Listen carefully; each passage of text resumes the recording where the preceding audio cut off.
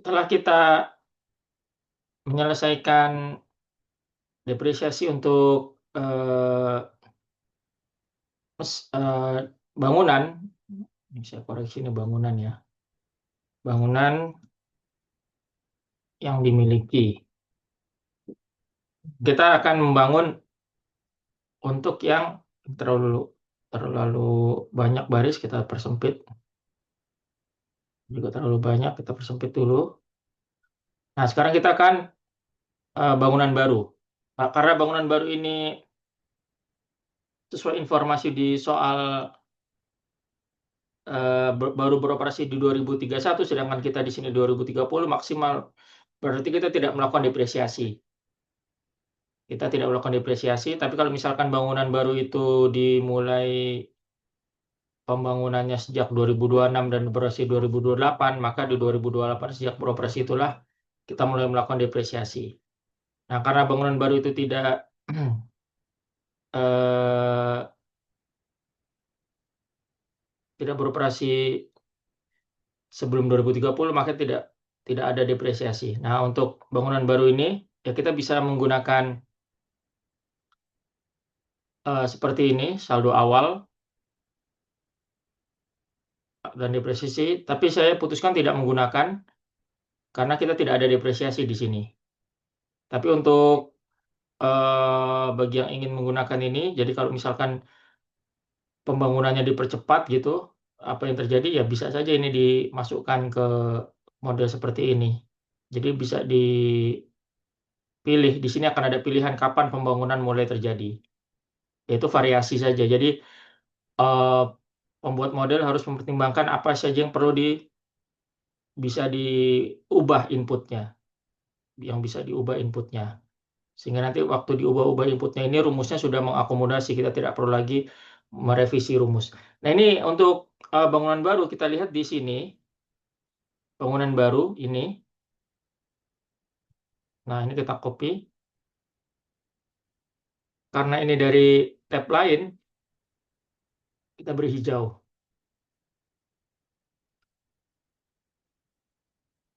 Nah, jadi di sini udah tidak bisa divariasikan ini.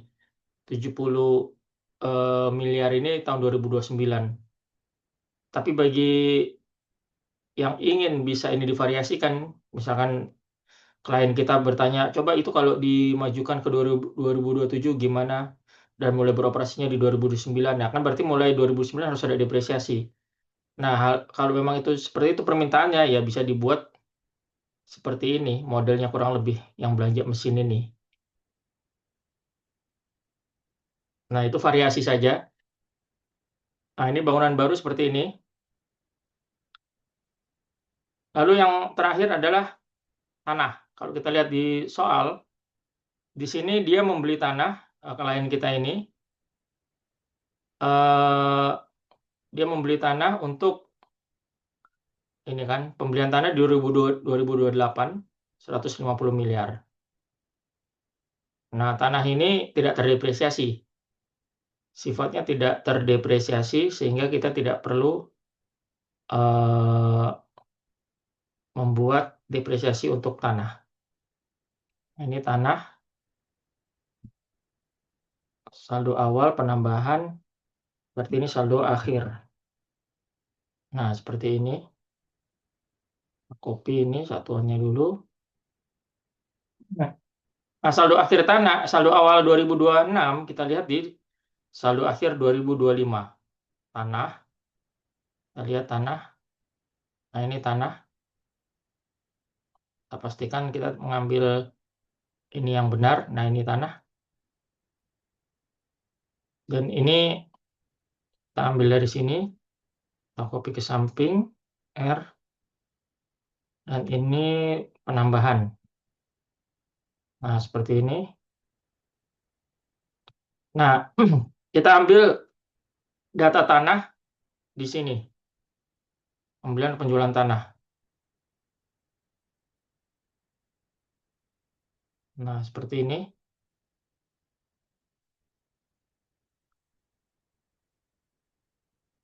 Nah, ini adalah data tanah kita. Eh, kita beri garis bawah dulu.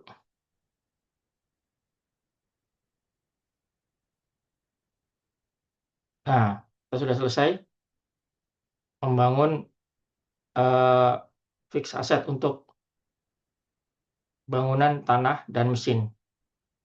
Ini kita beri jauh. Jadi tidak ada rumus yang apapun di sini karena hanya kita copy dari tab asumsi dan input. Berikutnya kita akan memasukkan data-data kita ini ke laporan yang sesuai. Yang pertama adalah laporan laba rugi. Laporan posisi keuangan dulu. Laporan posisi keuangan di sini kita akan masukkan, nah ini, 3 ini berdasarkan berdasarkan modul fix asset yang sudah kita bangun. Kita lihat di sini mesin bersih, kita masukkan mesin bersih, kita cari ke bawah berdasarkan modul. Nah, saya gunakan keyboard, saya tidak menggunakan mouse, khawatir saya salah mengambil data tahun. Nah, ini 2026. Nah, mesin, kita memiliki mesin yang lama dan yang baru. Ini mesin lama plus mesin yang baru.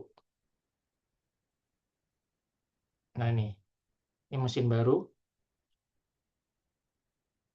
Nah, lalu untuk bangunan, kita juga sudah membuat bangunan, modul bangunan. Nah, ini bangunan lama plus yang baru. Hindari penggunaan mouse, khawatir kita salah mengambil angka. Nah, ini kita tidak kunci karena kita akan copy ke samping.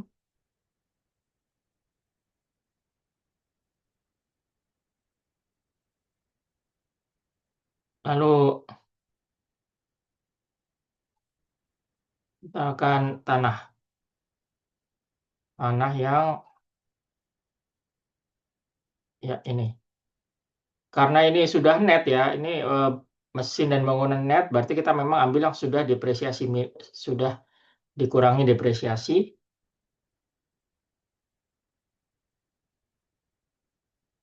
Nah, ini ada yang aneh nih, kok tanahnya seperti ini datanya. Kita cek ke bawah.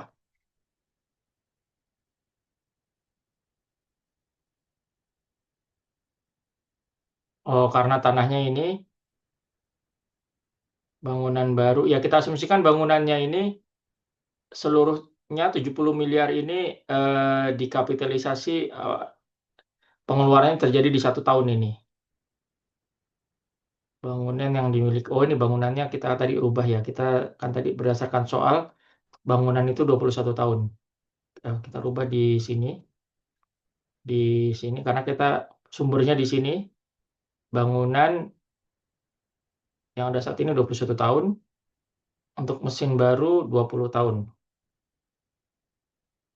Nah, ini kalau berdasarkan soal sih 0 ya. 0, tapi kita sudah bisa siap mengakomodasi terkait nilai residu. Nah, seperti ini ya datanya. Nah, seperti ini kurang lebih. Dan kita juga akan memasukkan aset tetap lain, kita belum. Ini kita bisa total karena ini sudah ini kita bisa total. Begitu juga yang bawahnya ini. Kita tarik saja. Nah, memang ini belum lengkap. Tapi ini akan kita lengkapi. Berikutnya adalah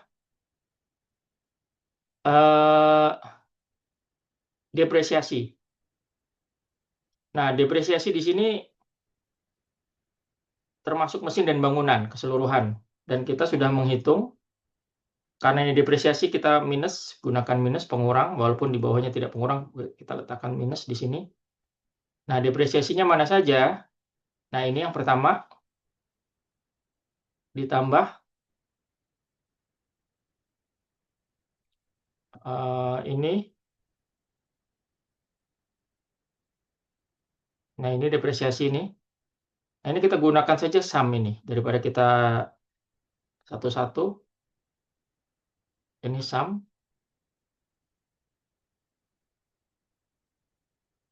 Nah, ini harus hati-hati. Ini harus kita tutup kurung ini. Lalu depresiasi berikutnya adalah tambah yang ini. bangunan yang kita miliki. Oke, nah ini kita bisa copy ke samping R. Nah ini saya beri warna hitam ya karena ini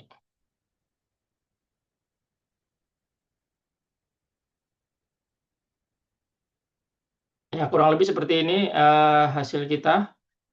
Lalu juga depresiasi ini kalau kita lihat di laporan arus kas, karena sebenarnya depresiasi ini bukan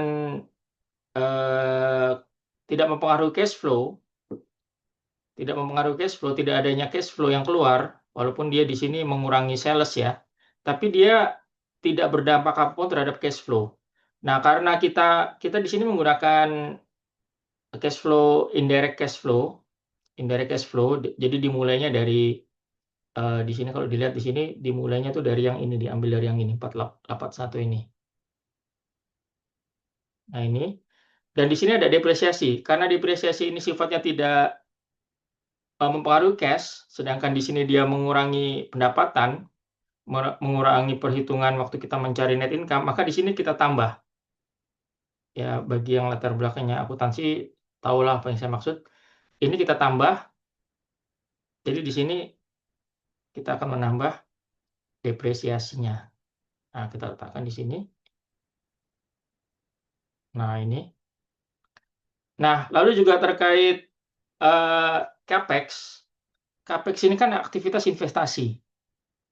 Dan aktivitas investasi itu akan mempengaruhi ini. Cash flow ini kan terbagi dari menjadi 3, operasi, investasi, dan pembiayaan. Nah, CAPEX ini akan masuk ke sini.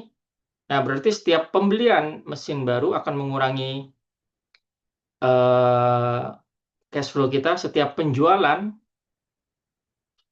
pembelian aset tetap akan mengurangi cash flow kita.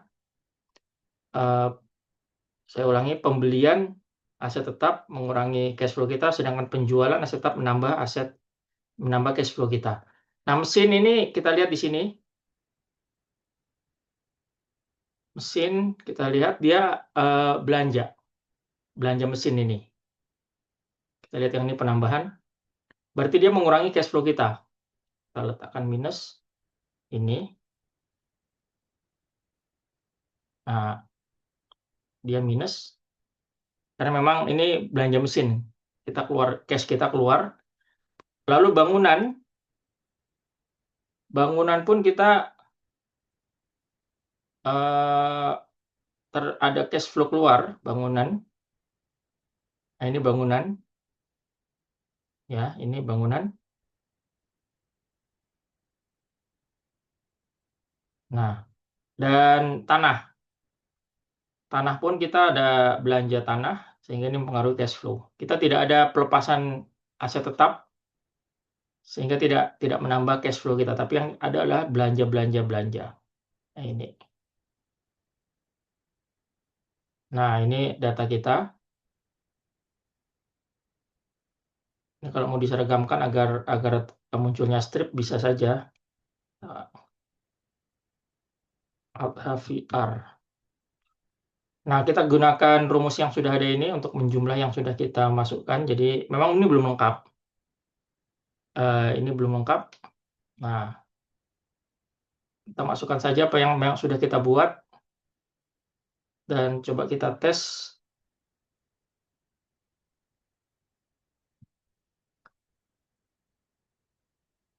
Kita misalkan rubah.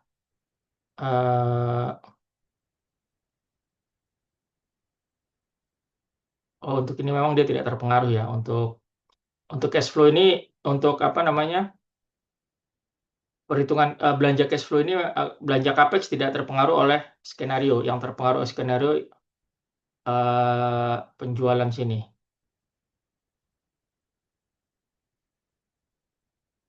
Nah, kalau kita lihat depresiasinya tidak terpengaruh, karena depresiasinya ini memang tidak terpengaruh oleh kondisi ekonomi. Dia hanya terpengaruh oleh masa manfaat ekonomis, kapan dilakukan belanja modalnya, tapi untuk kondisi ekonomi makro dia tidak terpengaruh.